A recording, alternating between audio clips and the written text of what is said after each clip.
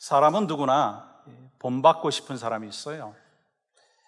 쉽게 말해서 누군가에게 내 자신을 좀 보여주면서 저 사람이 나의 롤모델이 되었으면 좋겠다라고 하는 그런 마음을 갖고 있다는 것이죠.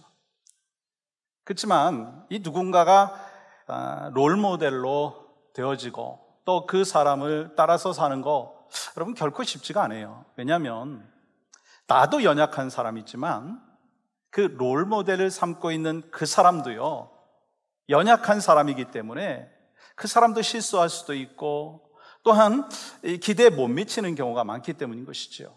그래서 때로는 롤모델로 삼았는데 그 사람 때문에 상처를 받기도 하고 또 그 사람 때문에 실망을 당하기도 하는 그러한 일들이 종종 있습니다. 그러므로 누군가를 롤모델로 삼고 살아가는 거는요 결코 쉽지가 않아요. 다시 말하자면 왜 그렇습니까? 롤모델인 그 사람도 또 따라가려고 하는 나도 연약하고 불완전하고 부족하기 때문인 것입니다. 그러면 여러분에게 롤모델이 누구인가요? 바라고 소망하는 것이 있어요? 여러분과 저의 롤모델은요 예수 그리스도가 되기를 소망합니다. 아니, 예수 그리스도를 믿는 성도들은요 반드시 예수 그리스도가 롤모델이 되어야 한다는 거예요. 왜요? 예수님께서 우리를 제자로 부르셨기 때문인 거예요. 우리가 예수 그리스도를 영접하고 믿기로 결단했다면 우리는 예수 그리스도를 롤모델로 삼고 예수 그리스도를 알고 예수 그리스도의 삶을 따라가야 될 사명이 있다는 거예요.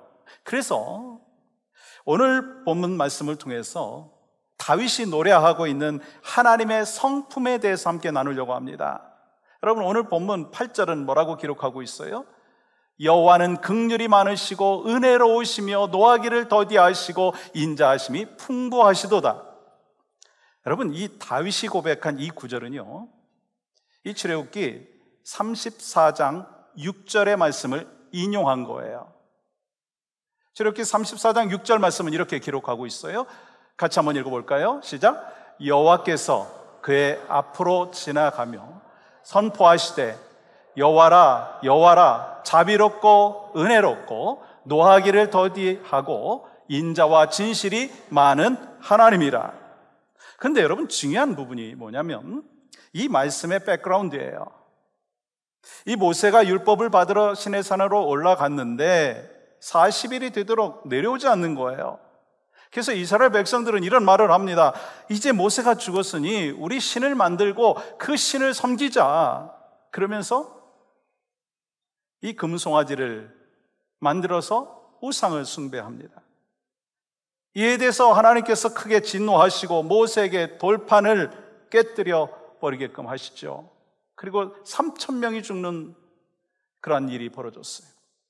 그럼 모세가 이스라엘의 죄를 짊어지고 하나님 앞에 목숨을 걸고 간절히 기도합니다. 그때 하나님께서 모세의 간절한 기도를 들으시고 노여움을 푸시고 다시 모세를 부르시고 돌판을 깎아 만들어서 시내산으로 올라오라고 말씀하시죠. 그리고 모세가 시내산에 올라올 때 하나님께서 하나님의 이름을 선포하시면서 스스로 하나님의 성품을 말씀해 주시는데 그 내용이 출애굽기 34장의 말씀이라는 거예요.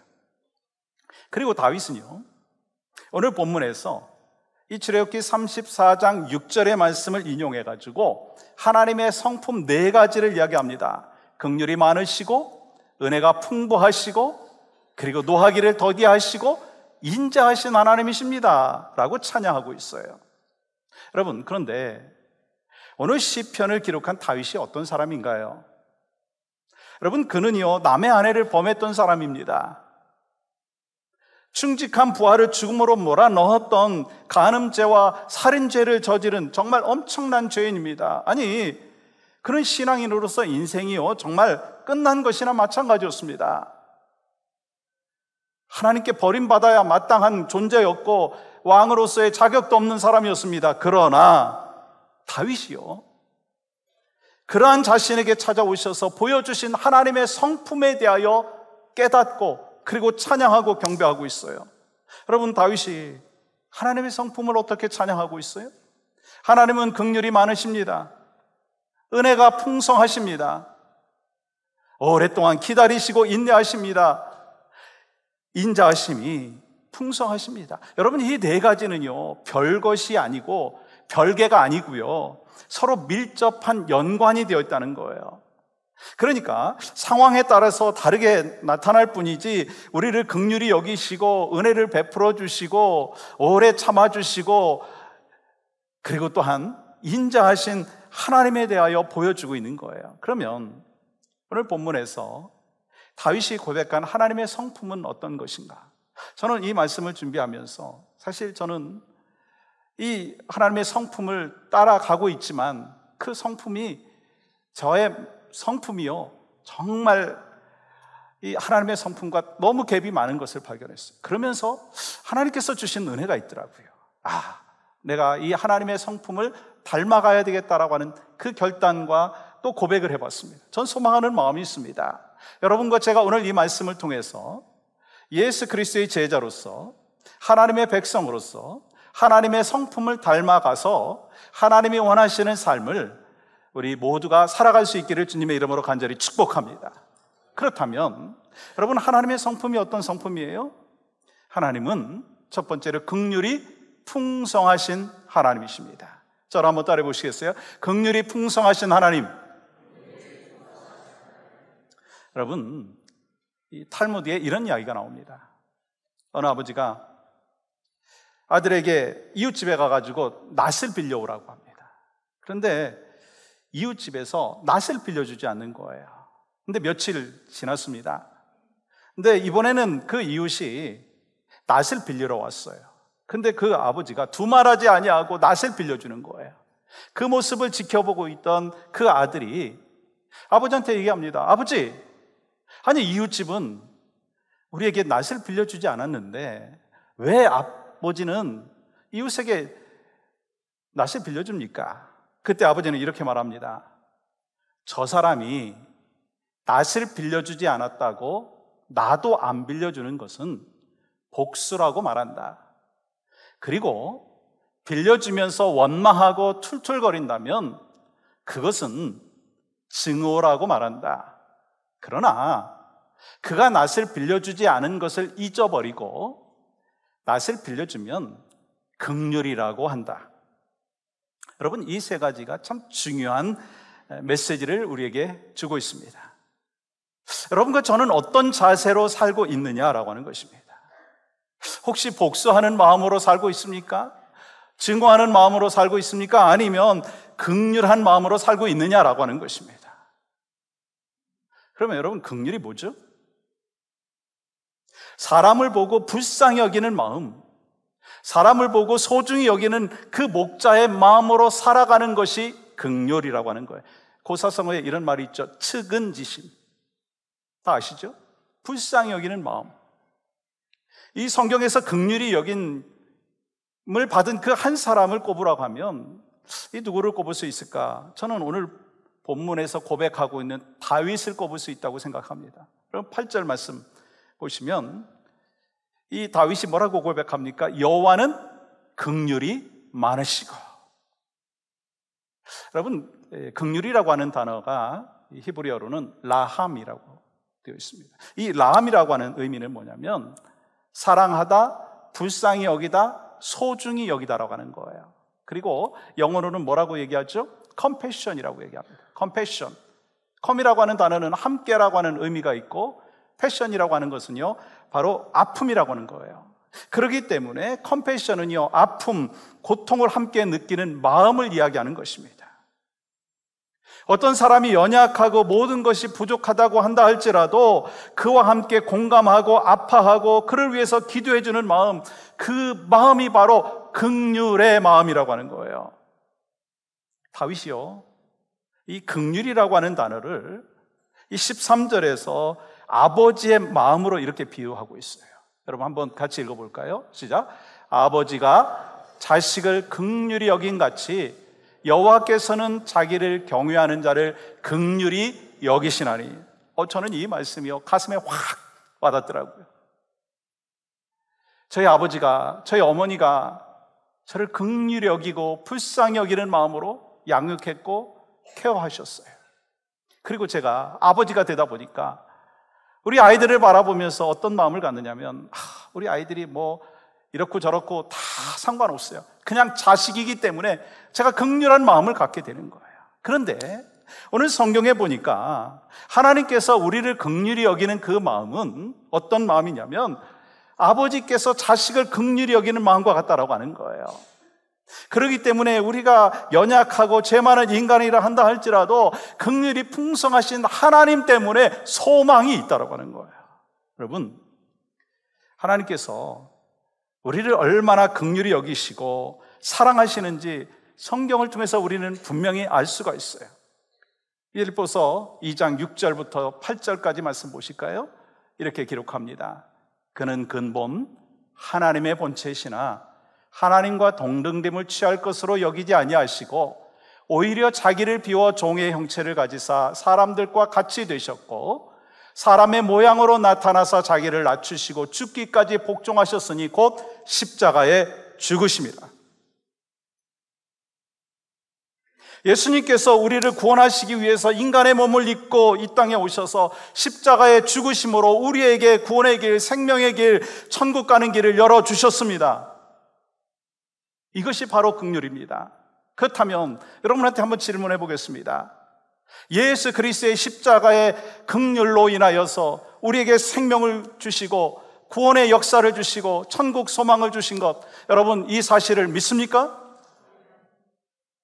그러므로 긍휼은요, 우리를 향한 예수님의 마음이에요. 예수님이 우리를 향하여 어떤 마음 갖고 계시냐? 긍휼의 마음이라는 거예요. 에베소서 2장 4절부터 6절은 이렇게 기록합니다. 같이 한번 읽어볼까요? 시작. 긍휼이 풍성하신 하나님이 우리를 사랑하신 그 큰 사랑을 인하여 허물로 죽은 우리를 그리스도와 함께 살리셨고 너희는 은혜로 구원을 받은 것이라. 또 함께 일으키사 그리스도 예수 안에서 함께 하늘에 앉히시니. 긍휼이 풍성하신 예수님께서 우리를 사랑하셨고 그 큰 사랑으로 말미암아 죽은 우리를 살려주셨어요. 죄와 허물로 죽어 있었던 여러분과 저를 우리 주님이 긍휼히 여겨주셔서 살려주셨어요. 여러분 이 사실 믿으시죠? 그렇기 때문에 하나님의 긍휼하심이 있기 때문에 하나님 안에서 죄와 허물로 죽었던 원수 되어서 살고 있었던 우리에게 예수님께서 직접 찾아오셔서 긍휼을 베풀어 주셨어요. 우리를 바라보시는 그 마음이 컴패션이라고 하는 거예요. 예수님께서 산상수훈에서 이 천국 백성들이 어떻게 살아가야 되는지에 대해서 말씀해 주셨죠. 그 중에 하나가 바로 마태복음 5장 7절의 말씀입니다. 긍휼히 여기는 자는 복이 있나니 그들이 긍휼히 여김을 받을 것이며. 그렇습니다. 긍휼한 마음으로 살아가는 자가 복이 있다는 거예요. 그러면 긍휼이 뭔가 하는 거예요. 긍휼이 뭔가? 내가 용서하고자 하는 마음, 내가 용납하고자 하는 마음, 내가 세워주고자 하는 마음, 여러분 그 마음이 긍휼인가요? 맞아요. 그런데 여기서 말씀하고 있는 긍휼이라고 하는 것은요, 누군가가 불쌍해서 나의 의와 나의 힘과 나의 능력으로 도와주고 그를 긍휼히 여기는 그 정도의 수준이 아니라는 거예요. 성경에서 말씀하고 있는 이 긍휼이라는 것은 내가 죄와 허물로 죽었었는데 예수님께서 나를 긍휼히 여겨주셔서 십자가에 못 박혀 죽으심으로 인하여 우리에게 긍휼을 보여주셨는데, 너희들이 예수 그리스도의 십자가의 은혜를 안다면, 그 긍휼하심을 안다면 너희도 긍휼한 마음을 갖고 이웃을 보고 자녀들을 바라보고 또 세상을 바라봐야 된다라고 하는 그 마음을 말씀하고 있는 것입니다. 그래서 여러분과 제가 긍휼한 마음을 갖고 살아감으로 인하여서 그 긍휼이 나에게 차고 넘치고 흘러 넘쳐서 우리 주변에 있는 사람들에게까지 전달되어야 한다라고 하는 것을 말씀하는 것입니다. 그러므로 내가 하나님의 긍휼하심을 받은 자다라고 하는 것을 기억해야 된다는 거예요. 내가 어떤 존재인가? 내가 죄와 허물로 죽어 있었던 존재였는데 하나님께서 나를 긍휼히 여겨주셔서, 나를 불쌍히 여겨주셔서 나를 위하여 십자가에 못 박혀 죽으신 그 은혜, 그 긍휼하심이 있기 때문에 내가 긍휼함을 받은 하나님의 자녀로서 영원히 지옥에 갈 수밖에 없었지만, 허물과 죄로 죽었었지만 나를 구원하시고 생명 주시고 천국 소망 갖도록 허락하여 주신 그 긍휼하심이 내 심령에 가득 차야 된다는 거예요. 그러한 여러분과 저의 삶이 되기를 간절히 소망합니다.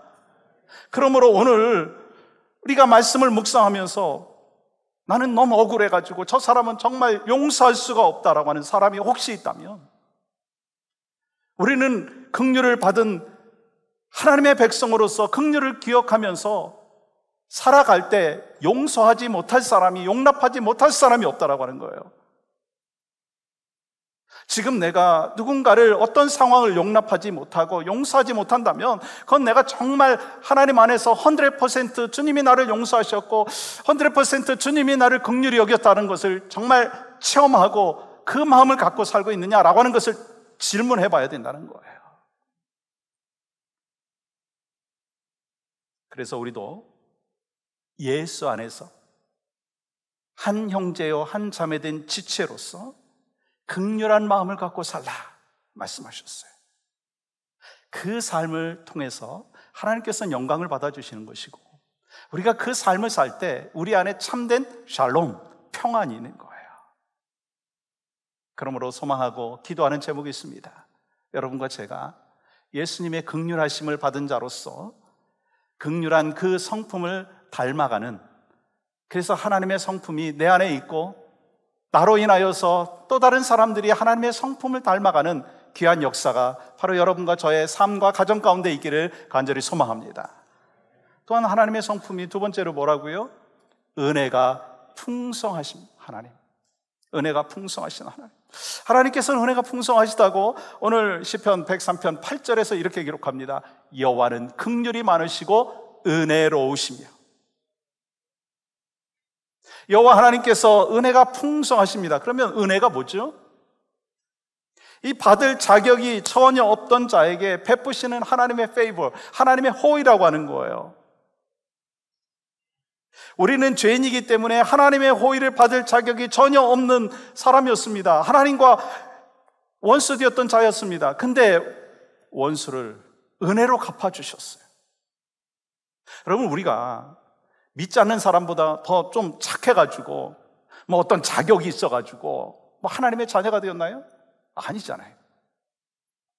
솔직히 말하면 예수 믿지 않는 사람들 중에 우리보다요 훨씬 성품이 좋은 사람들 많아요.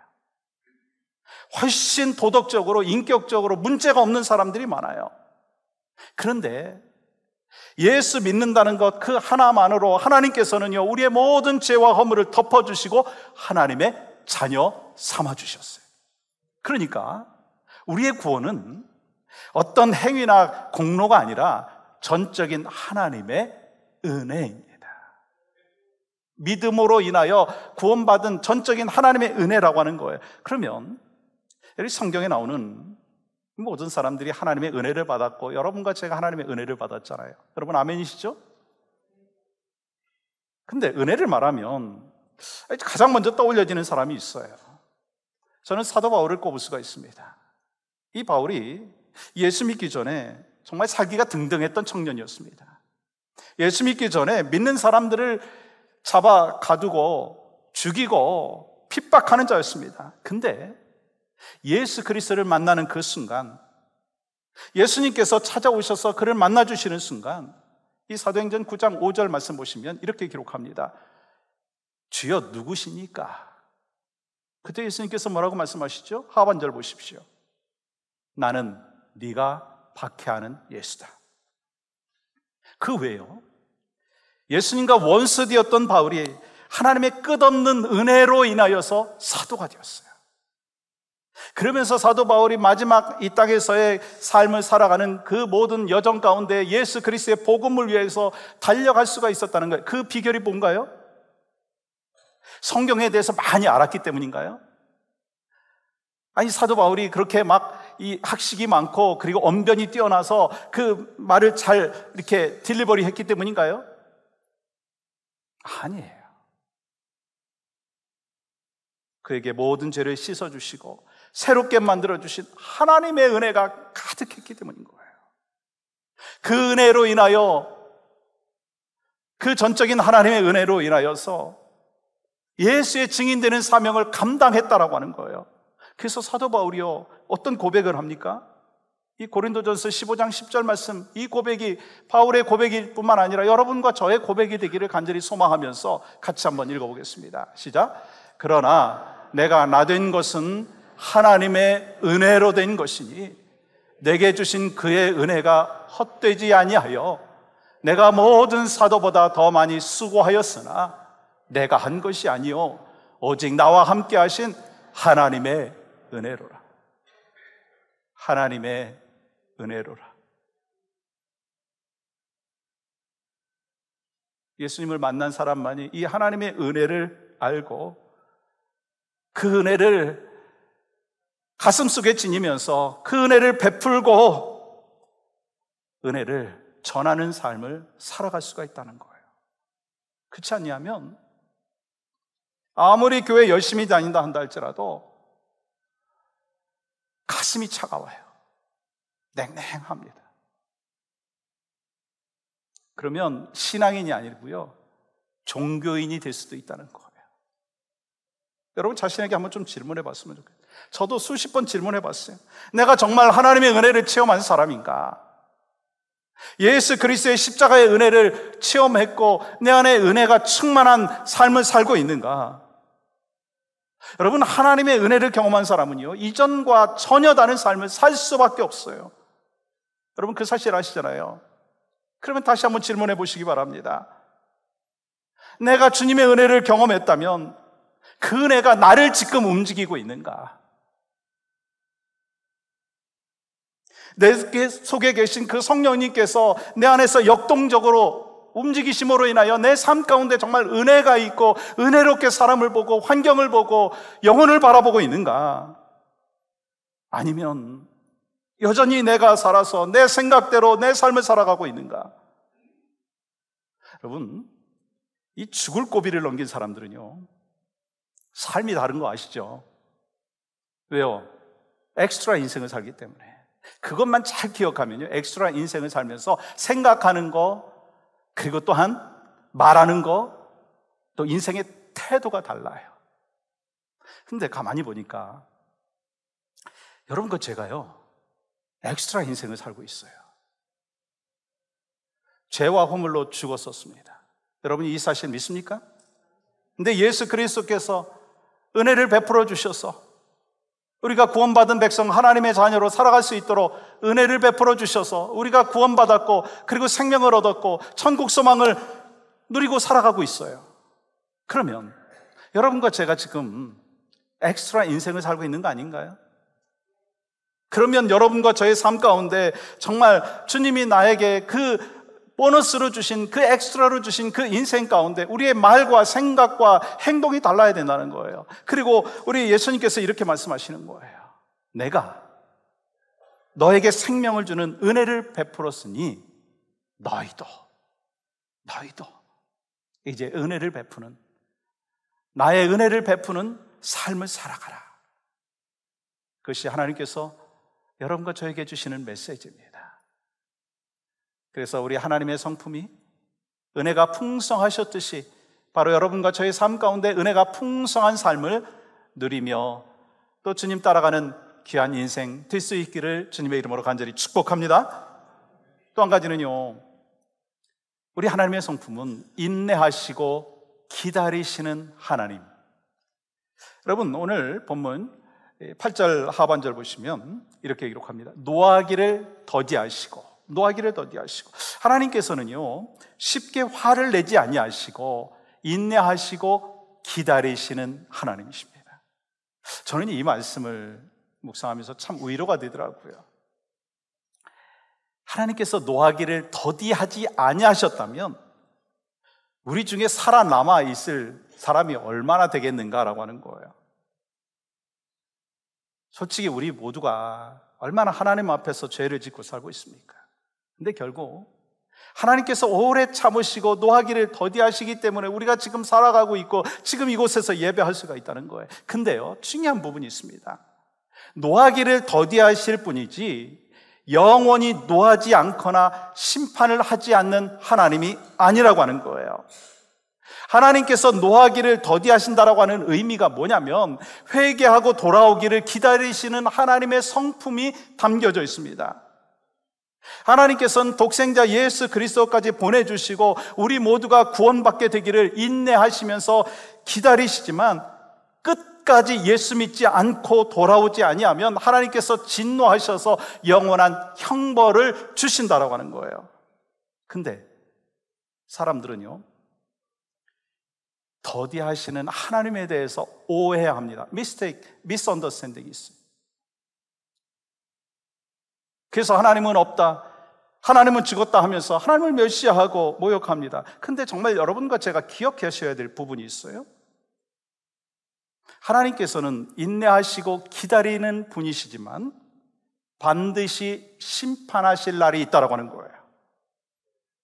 그러므로 인내하시고 기다리시는 하나님의 성품만 우리가 악용해가지고 오히려 우리가 막 죄를 지을 기회를 삼고 타락할 기회를 삼고 그러면 안 된다라고 하는 거예요. 여러분, 성경에 보면 하나님께서 인내하시고 끝까지 기다리시는 모습이 참 많이 나오죠. 그 중에 하나가 뭐냐면 이 창세기 18장의 말씀에 보면 이 하나님께서 소돔과 고모라 땅에 죄악이 많은 것을 보시고 멸망을 하시려고 합니다. 멸하시려고 하죠. 근데 아브라함이 주께서 의인을 악인과 함께 멸하려고 하십니까? 그렇게 기도했어요.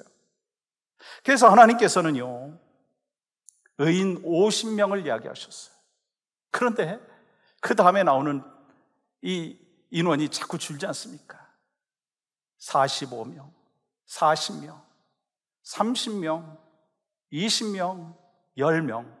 여러분, 지금 이 말씀 속에서 우리에게 주시는 메시지가 뭐예요? 하나님은 인내하시고 기다리신다는 거예요. 특별히 이스라엘 백성들을 향한 하나님의 마음, 여러분과 저를 향한 하나님의 마음은 인내하시고 기다리시는 거예요. 하나님께서 아브라함과 맺은 그 언약을 기억하시고 400년 동안 종살이 하던 이스라엘 백성들을 출애굽시켜 주시고 홍해를 건너게 해주셨어요. 구원해 주셨잖아요. 근데 이스라엘 백성들이 어떻게 반응이 나옵니까? 불평하고 원망합니다. 그럼에도 불구하고 하나님은 인내하시고 기다리시면서 이스라엘 백성들을 가나안 땅까지 들어갈 수 있도록 하나님의 긍휼과 은혜를 베풀어 주시고 인내하시고 기다리셨다는 거예요. 그러면 하나님께서 인내하시고 기다리시는 이유가 뭘까요? 기회를 주시기 위함이라는 거예요. 찬스를 주시기 위함이라는 거예요. 그래서 베드로후서 3장 9절은 이렇게 기록하고 있습니다. 같이 한번 읽어보겠습니다. 시작. 주의 약속은 어떤 이들이 더디다고 생각하는 것 같이 더딘 것이 아니라 오직 주께서는 너희를 대하여 오래 참으사 아무도 멸망하지 아니하고 다 회개하기를 이르기를 원하시느니라. 여러분, 이 하나님의 마음, 예수님의 마음은 뭐냐면 마치 탕자가 회개하고 돌아오기를 기다리는 아버지의 마음인 거예요. 그렇습니다. 하나님께서는요, 노하기를 더디하시는 분이십니다. 하나님께서 기다려주시는 것은요, 아직도 하나님께서 우리를 사랑하신다라고 하는 것, 다시 기회를 주시고 있다라고 하는 것입니다. 그러니까 여러분, 마찬가지예요. 하나님이 나를 참아주시고 기다려주셨듯이 우리는 어떻게 그러면 살아가야 되겠어요? 우리 사랑하는 가족들을 바라보면서, 또 어려운 상황을 바라보면서, 또한 우리의 자녀들, 또 성도들을 바라보면서 우리는 어떻게 살아가야 되겠어요?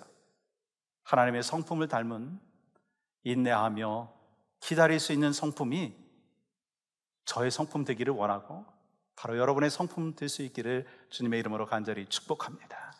또 한 가지는요, 하나님의 성품은요, 사랑이 풍성하십니다. 한번 따라해 보시겠어요? 사랑이 풍성하신 하나님. 시편 103편 8절 하반절에 이렇게 기록합니다. 인자하심이 풍부하시도다. 여러분, 현대인의 성경에 보면 이렇게 기록하고 있어요. 하나님께서는 사랑이 풍부하신 분입니다. 성경에서 인자하심이라고 하는 단어가 굉장히 많이 나오는데요, 히브리어로는요 헤세드입니다. 그리고 이 헤세드는 여러 단어로 해석이 되어 있는데 인자하심, 긍휼, 사랑, 변치 않는 사랑을 이야기합니다. 근데 하나님께서는요 그 헤세드의 사랑을 가지고 다윗에게 찾아오셨어요. 여러분, 그러면 이 사랑 많으시고 인자하심이 풍성하신 하나님을 묵상할 때 누가 떠올려집니까? 저는요 베드로가 떠올려지더라고요. 여러분, 베드로가 누구죠? 부활하신 예수님을 만났지만 다시 물고기 잡으러 갔던 사람이었습니다. 그러나 밤새도록 물고기 한 마리 잡지 못하고 고통스럽고 어려운 시간을 맞이했을 때 예수님께서 베드로에게 찾아오셔서 뭐라고 말씀하셨어요? 깊은 곳에 가서 그물을 내려라. 이 베드로가 말씀에 순종하고 그렇게 했더니 정말 많은 물고기를 잡았습니다.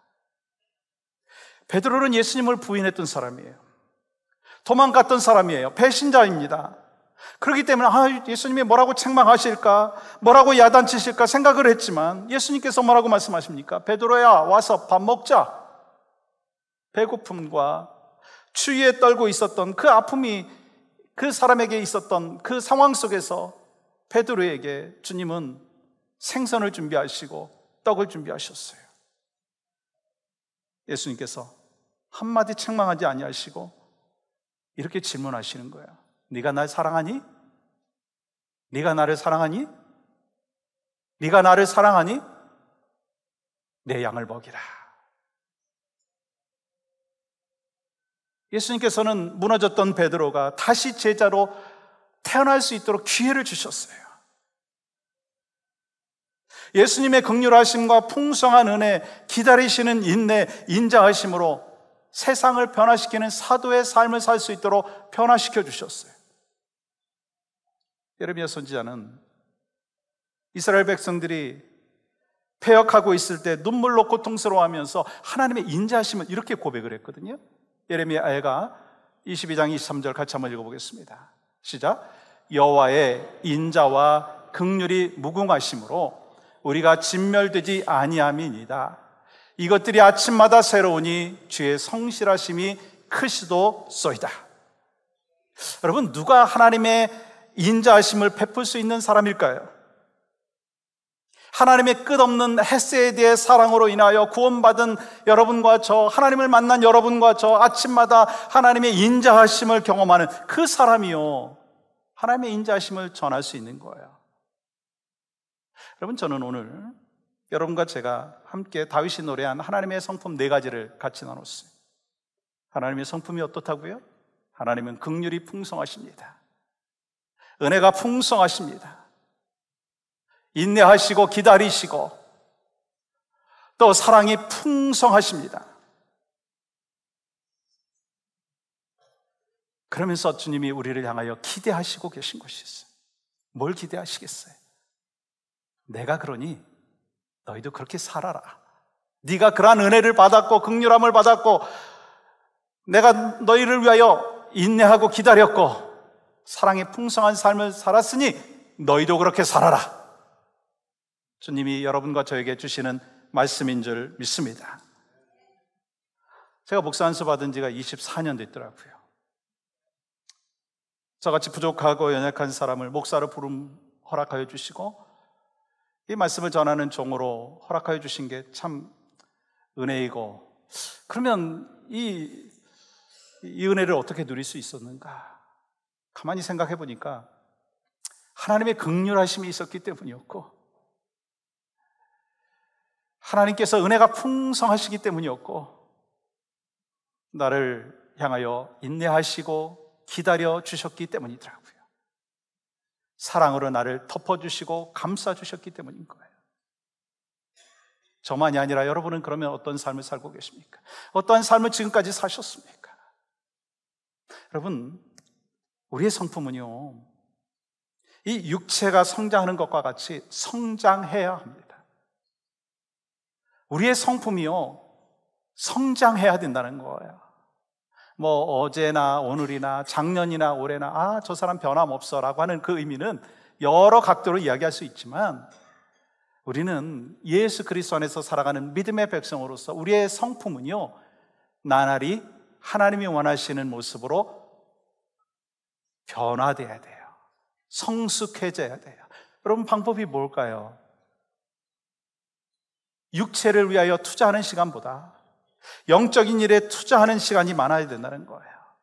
하나님의 말씀과 하나님과 깊은 그 교제의 시간들을 자꾸 늘려가야 된다라고 하는 거예요. 일상의 삶 얼마나 바쁩니까? 분주합니까? 이 백수가 과로 산다고 하듯이 세상에서 바쁘지 않은 삶이 누가 있겠습니까? 그런데 그 바쁜 가운데서도 하나님의 그 은혜를 기억하고 긍휼하심을 기억하고 하나님의 인자하심과 그리고 하나님께서 나를 향하여 기다리고 또한 인내하시는 그 삶을, 또 그 성품을 기억하면서 우리도 하나님과 깊은 교제 속에서 살아가야 되는 거예요. 그렇게 할 때 바로 여러분과 저는 하나님께서 선하게 인도해 주시는 그 길을 걸어갈 수가 있고, 그리고 여러분과 저는 이 하나님이 원하시는 복된 인생의 여정을 이 땅에서도 누릴 수가 있습니다. 전 소망하고 기도하는 마음이 있습니다. 저 하나님의 성품 설교하고 있지만 제가 이 성품을 많이 배우고 싶지만 아직 부족한 게 너무 많아요. 여러분은 어떠십니까? 그런데 하나님이요, 다시 기회를 주시는 거예요. 너 이렇게 살아라. 너 이렇게 살아라. 내가 너희를 향하여 이런 삶을 살았으니, 이런 마음을 갖고 있으니 너희도 그렇게 살아라. 그러한 이번 한 주간 되시고 나머지 인생이 되실 수 있기를 주님의 이름으로 간절히 축복합니다.